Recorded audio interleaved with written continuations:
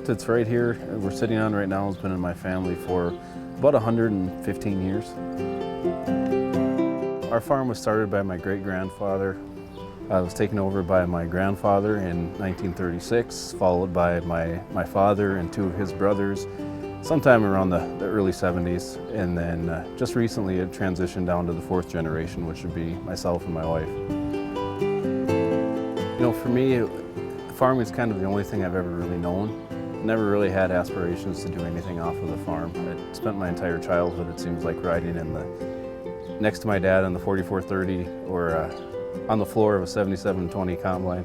And ever since then, it's just something that's it's felt right to me and felt like where I should be in life.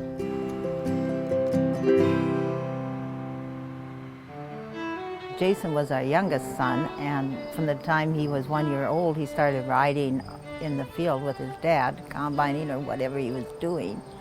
And then when he was about 4 years old, they needed another combiner.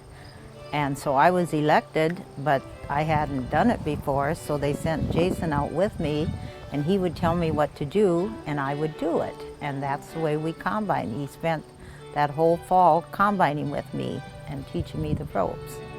And so I always say Jason taught me how to combine when he was 4.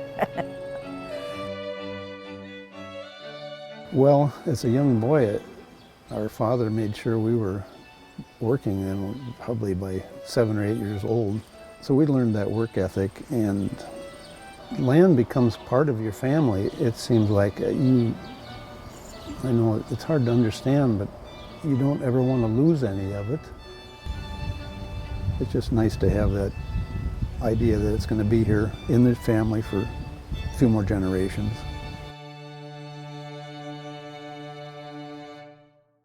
You know, when I started looking at what I was going to do for college, I knew I wanted to go to NDSU because I knew I wanted to be close to home so I could drive back and forth and be here as much as I could be.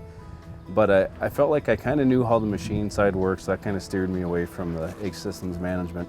And I really felt like I was weak on the business side, so I went into egg economics. And I think that gave me a good background of how the economics of agriculture and how economics as a whole work, and I think that's a nice baseline to have. You know, I think it's kind of a misnomer for people to assume that farmers are kind of the uneducated people in the world who just don't do what their parents have always done. And things have really started to change, you know, over the last couple decades, where farming is becoming more technical. The equipment is more difficult to run.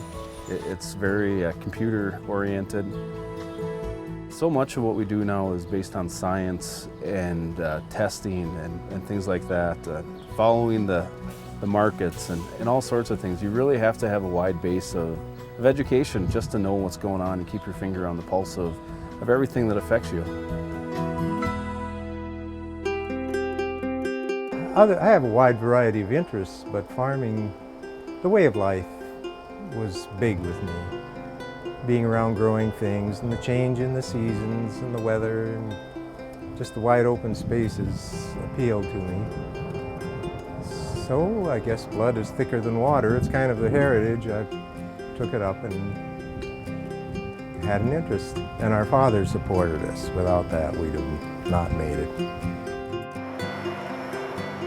My job in particular was grain sales and the trucking and getting it moved, and field operations when necessary.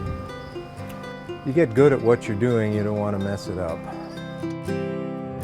We don't refer to a field by a section number, it's by the guy that owned it previously, or maybe it was probably 80 years ago and we're still using his name on the land, so we do remember them. What I've enjoyed is sitting back and seeing that they're good stewards of the land.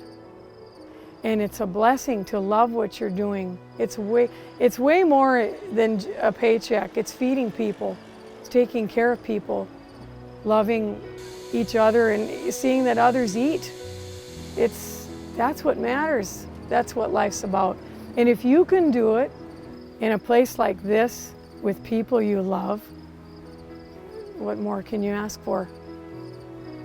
I think for most farmers, they probably look at it the same way I do, that once the farm is in your possession, it's your duty to see it through to the next generation. You know, I think my dad and my uncles looked at it that way, that their goal was to make a nice living for themselves while also continuing the family legacy. And I look at it the same way. You know, my sons are 7 and 4. They've got a little ways to go yet, but hopefully that gives me some time to build up a nice farm for them to continue on with in the future.